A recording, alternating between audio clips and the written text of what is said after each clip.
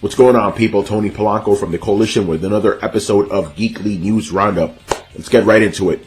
It finally happened, people. Spider-Man is coming to the Marvel Cinematic Universe. Marvel and Sony have come together, and we're going to see Spidey in Marvel's movies, and we're going to see some characters from Marvel's movies in Spider-Man's movies. Sony has the rights to Spider-Man for the most part. They have the right to distribute, finance, all that other stuff, but Marvel will be with them hand in hand making this all happen. The new Spider-Man is set to make his debut in an upcoming Marvel movie, and he will have his own movie in 2017.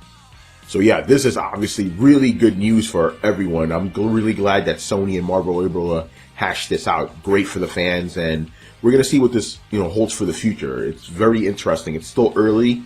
We still have yet to see what Spider-Man's going to look like, what his costume's going to look like, and how he's going to fit into Marvel's bigger world. But yeah, this is fantastic. Everything we could have wanted. Next story. Since the new Spider-Man movie will be released on July 28, 2017, the same day that Thor Ragnarok was supposed to be released, Marvel has decided to shift some of the movie dates around to accommodate this. So here's how it's going to go. Thor Ragnarok will be coming out November 3rd, 2017. Black Panther will be coming out July 6, 2018. Captain Marvel, November 2nd, 2018. Inhumans is scheduled for July 12, 2019. Avengers Infinity War Part 1 and 2 will remain unchanged.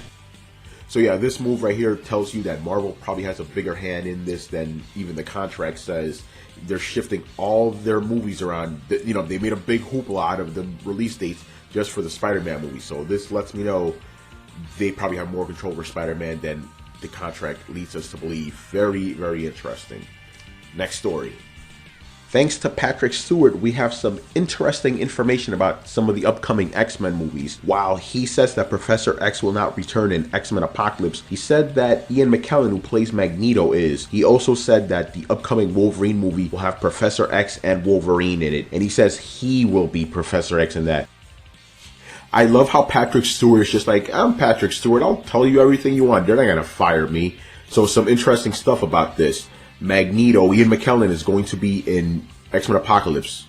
This is not a time travel movie. I don't know how they're going to fit him in there. And then the Wolverine Professor Xavier movie with old Professor Xavier. I thought like all that was erased from the timeline, unless the next Wolverine movie is X-Men 4. Very interesting stuff. We'll have to see how that goes. It's Patrick Stewart just blabbing stuff. It's hilarious. Next story.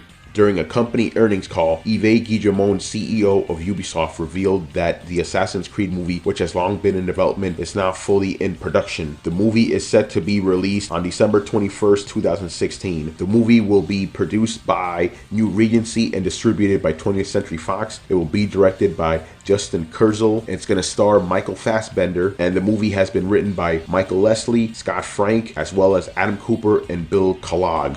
So yeah, this movie's coming out next year, and it just seems like it's a short production window. I don't know how this is going to work out. And again, this is a video game movie. They have a history of being bad, so I'm going to just chuck this as probably going to be a bad movie too. But you never know. I mean, Fassbender's attached to it. Maybe that tells us it's going to be a good movie. I don't know, but we shall see next year. All right, let's wrap this up. Thanks to Ryan Reynolds, we get our first look at Deadpool. We don't actually see the right colors. He actually jokingly says, oh yeah, this is sepia tone because it's actually hot pink. You see some gloves in the back, and you see Ryan Reynolds' arms looking pretty beefed up. There's not really much more to say about this. The mask looks like Deadpool. If you guys heard me on Throwdown, you know I'm skeptical about this movie because Ryan Reynolds has been Deadpool, and it was bad. It was terrible.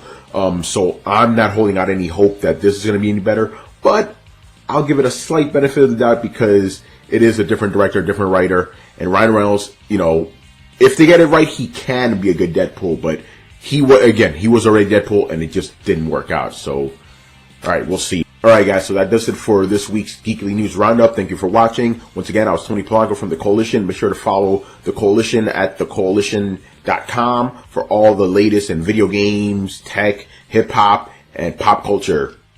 See you next time. Bye.